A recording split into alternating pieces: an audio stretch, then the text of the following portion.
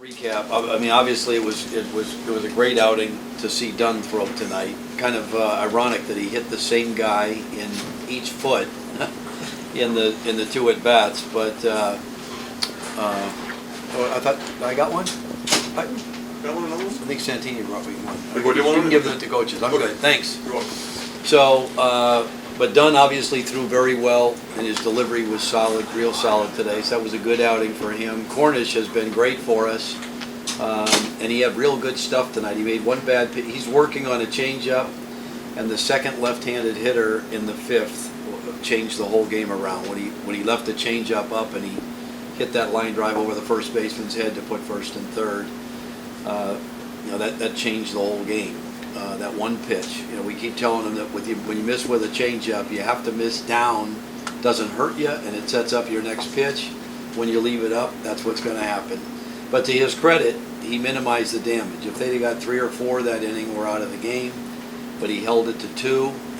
And in fairness to Felice and Castro, with our pitching, neither guy would be in a game like that tonight. But Zangi's pitched 2 days in a row. He was ineligible to pitch tonight. And Henry, who we wanted to close out the game tonight, went to the doctor today, and he's got some kind of, they don't even know what it is. They don't know if he's got inflammation in his lungs.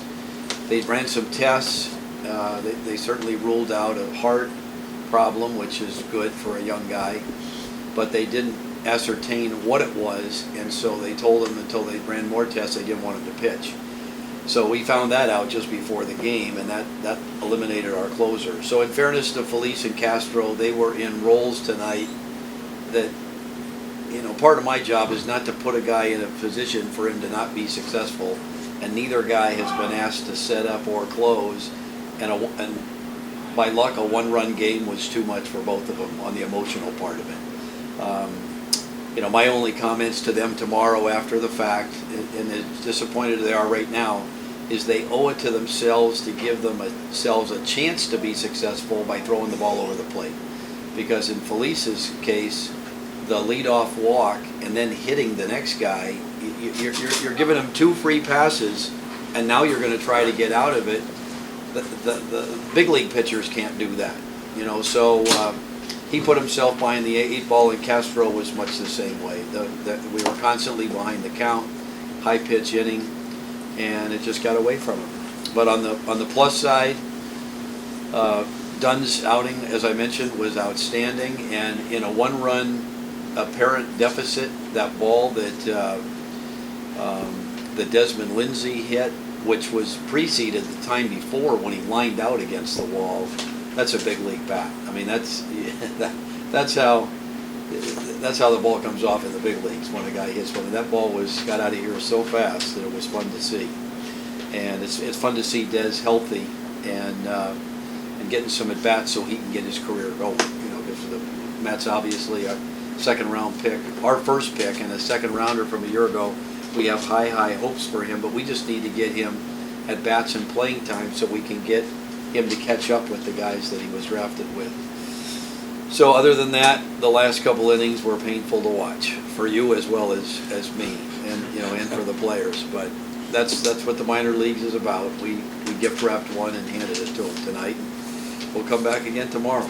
So what else we got? What did you think of the interference call against Brosher? That's why I didn't come out. I saw it clearly. I mean, Brosher has to be on the foul side of the line. In most fields, there's a 45-foot lane. That's what it's designated for. You can't set a screen like in basketball. You can run anywhere you want that first 45 feet, but that last 45, that 45-foot lane is to give the defense an opportunity to make a play on the ball. And he was clearly on the fair side of the line. So, and Raul's the best umpire in the league. If there's one guy in this league that I think really is going to advance, it's the guy that was at the plate tonight. And he called it right away, just as he called the interference call on their hitter and sent the runner back. So, no, I got a lot of confidence in him, and he got it right. So, what else? Anything? Kobe Woodman said he got a good hit. first at bat, and then toward the end of the game, it didn't go too well for him. Is he pressing a little bit? Because Well, he slept in his head? Anthony, we think he's tired somewhat. He says he's not, but he played 70 games at Arizona State. We're on our 64th here. He's played terrifically on defense, and he was hitting well for 3/4 of this season. But the last 10, 15 games, his average has been taking a nosedive, and the strikeouts have been going up. So we rested him yesterday for that result, to try to give him a breather and get him out of the fishbowl for a night to get him back in. And I was glad to see him come up with a ringing double early in the game today, and he got another flare hit. But when you look at his college season in here, he's closing in on 140 games, and I think he's realizing that he needs to get physically stronger to endure the length of a pro season. But he's a real good looking player. And I was glad. All I can hope for as a manager is, as ugly as that game was, we had the right guys up in the last inning to get it done. Carpio's one of our best prospects. He got a walk. Desmond got up and got a couple good pitches to hit and fouled them off. Ended up getting a walk, and then we had Woodmansee. So we had, of the team we had the right guys to try to turn it around. And I thought Cone squared up the ball real good early in that inning, but hitting the ball to right field here you got no chance, but the wind's going to cut it in half. But we'll be back again tomorrow and see if we can't get our nose above 500 again.